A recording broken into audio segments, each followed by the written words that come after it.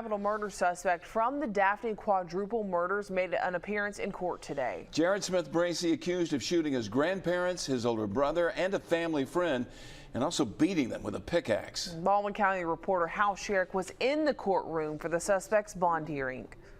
Members of both the Smith and Glover families were in the courtroom today for the bond hearing. It went quickly, the judge issuing no bond and the defense entering a plea of not guilty for reason of mental disease. 21-year-old Jared Terrence Smith Bracey was under heavy guard as he was escorted to Circuit Judge Scott Taylor's courtroom this morning.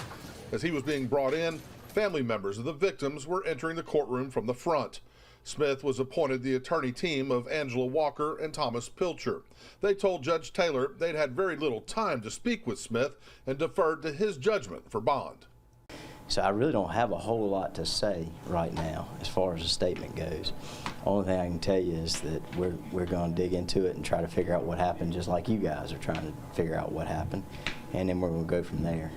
The defense entered a plea of not guilty for reason of mental disease or defect. Pilcher said he's not aware of a history of mental illness, but that doesn't mean it's not present. It's a capital murder case, and anytime you have a capital murder case, you want to make sure you take all precautions, no matter the person. So, you know what boilerplate is? In a lot of ways, that's boilerplate. I want to make sure that that every box is crossed before we go in the next step. So that's the reason for that.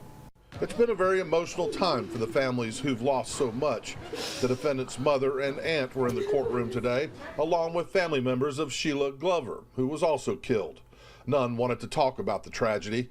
Chief Assistant District Attorney Teresa Hines says the no bond order was not surprising and that this is just the first step down a long road to finding justice.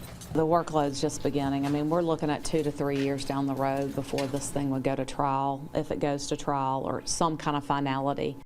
Smith Bracey's defense reserved the right to request bond once they have a better grasp of what happened. Meanwhile, they have 30 days from the date of the arrest to request a preliminary hearing. In Babinette, Hal Sherrick, Fox 10 News.